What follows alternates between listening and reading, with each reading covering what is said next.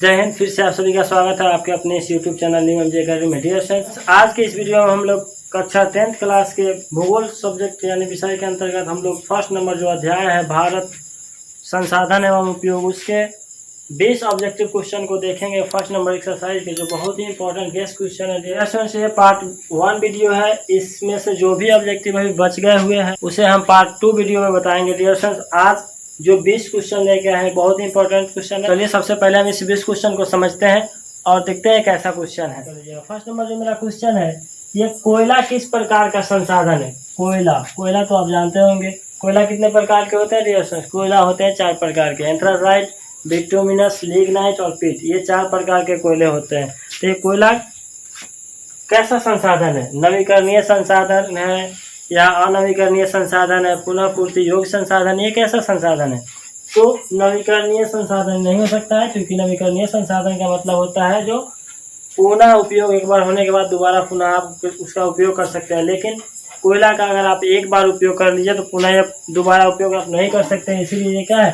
अनवीकरणीय संसाधन है। दूसरा नंबर जो मेरा क्वेश्चन है, सौर ऊर्जा कौन सा संसाधन है? सौर ऊर्जा, जैसा कि अभी हमने आपको बताया कि अनवीकरणीय संसाधन वैसा संसाधन जिसका आप अपने जीवन में एक बार उपयोग कर सकते हैं, दोबारा उसे पुनः उपयोग करने के लिए लाखों करोड़ों वर्ष लग जाते हैं, तो उसका तो आप संभव नहीं है उपयोग कर पाइएगा। फिर हमने यह भी बताया कि नवीकरणीय संसाधन जिसका आप एक बार उपयोग करने के बाद पुनः आप दोबारा उपयोग कर सकते हैं, उसको नवीकरणीय संसाधन कहते हैं।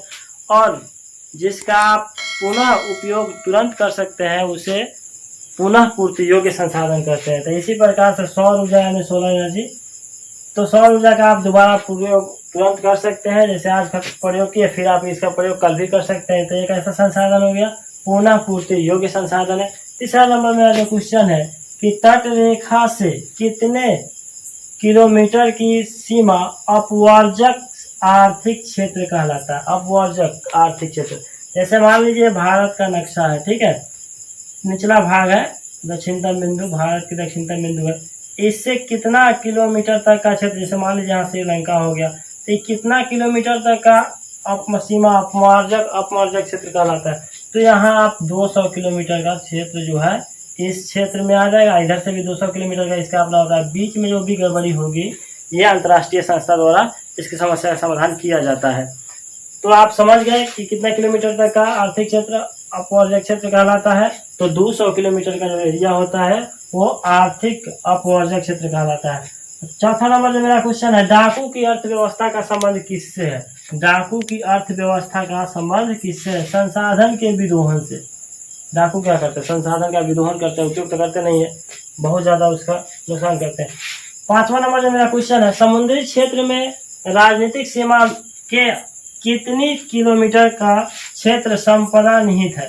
तो यह 19.2 किलोमीटर का जो क्षेत्र है, 200 मतलब 19 किलोमीटर 200 मीटर का जो क्षेत्र है, ये आपका राजनीतिक सीमा के संपदा निहित होती है। अब आप समझिए छठा नंबर क्वेश्चन को, पेट्रोलियम किस प्रकार का संसाधन? पेट्रोलियम किस प्रकार का संसाधन? क्या आप अभी बताइए कि आप पेट्रोल को एक बार अपने बाइक में डालने के बाद पुनः उसी पेट्रोल को डालते हैं? ये कभी संभव नहीं हो सकता है, क्योंकि वो जल गया, खत्म हो गया, तो वह क्या हो जाएगा? जिसका उपयोग आप अपने जीवन में दोबारा नहीं कर सकते हैं, वो क्या है? अनवीकरणीय संसाधन के अंतर्गत आते हैं। इसका उपयोग भी होगा तो लाखों करोड़ों वर्षों लग जाएंगे उसको फिर से पेट्रोल बनने में।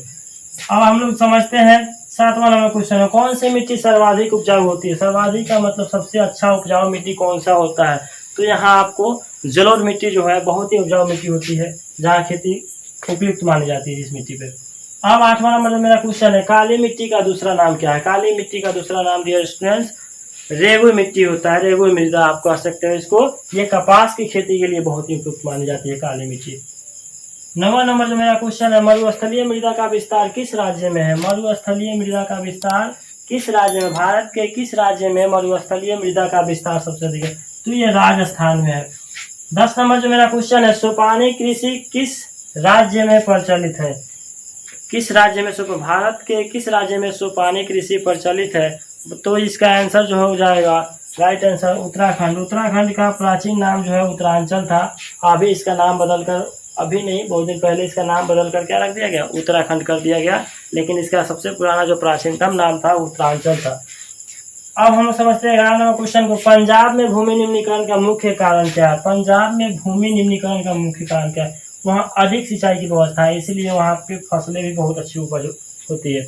अब 12 नंबर जो मेरा क्वेश्चन है, कौन सी मिट्टी कपास की खेती के लिए सर्वोत्तम मानी जाती है? डियर स्टूडेंट्स, अभी हमने आपको बताया काली मिट्टी जो है कपास की खेती के लिए सर्वोत्तम मानी जाती है, बहुत ही अच्छा उस पर कपास की फसल होती है।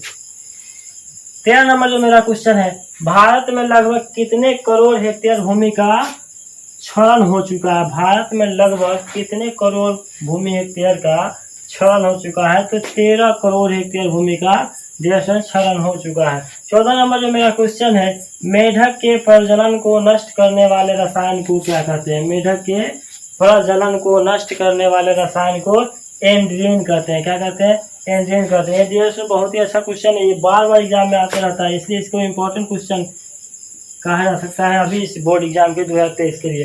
15 नंबर जो मेरा क्वेश्चन है, देश के बांधों को, अपने भारत देश के बांधों को किसने भारत का मंदिर कहा था? भारत मतलब अपने देश के बांधों को, बांध समझते होंगे जिस नदी के पर बांधी जाती है, तेरी बांध या कुल बांध के बारे में आपको पढ़ना है, तो उसी में भारत के जो मंदिर कहे जाते हैं, देश के बांधों को कहा जाता है, किसने कहा था? पंडित जवाहरलाल नेहरू ने देश के बांधों को मंदिर कहा था।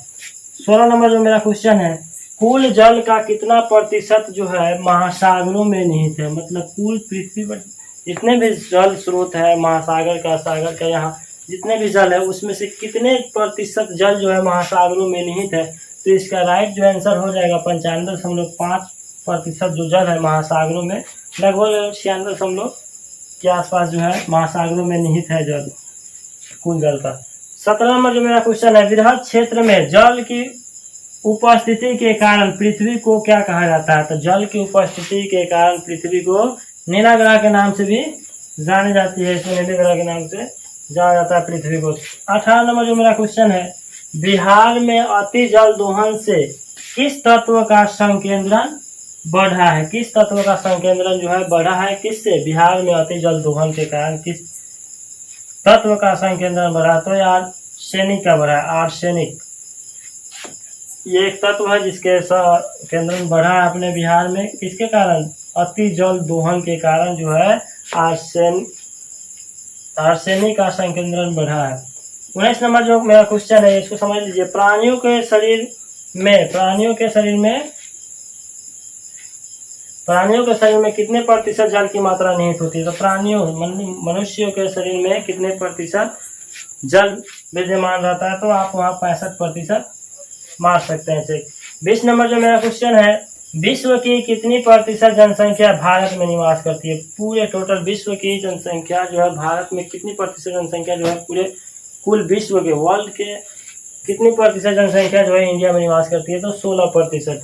डियर फ्रेंड्स, आज के इस वीडियो में हम लोग कक्षा 10th क्लास के भूगोल विषय के अंतर्गत अध्याय 1 के भारत संसाधन वन एवं उपयोग के 20 क्वेश्चन, जो बहुत ही इंपॉर्टेंट क्वेश्चन थे, डियर स्टूडेंट्स आप इसे लिख कर जरूर याद कीजिएगा। डियर स्टूडेंट्स, अगर वीडियो आपको ये अच्छी लगी हो तो प्लीज़ चैनल को सब्सक्राइब कीजिए, वीडियो को लाइक कीजिए तथा शेयर कीजिए, ताकि मेरा वीडियो हर समय आपके पास पहुंचता रहे। डियर स्टूडेंट्स, आप एक भी वीडियो को मिस ना करें, इसलिए चैनल को प्लीज़ सब्सक्राइब कर लें। डियर स्टूडेंट्स, आज की क्लास में इतना ही, फिर मिलते हैं हम लोग अगले वीडियो में, तब तक के लिए धन्यवाद। जय हिंद।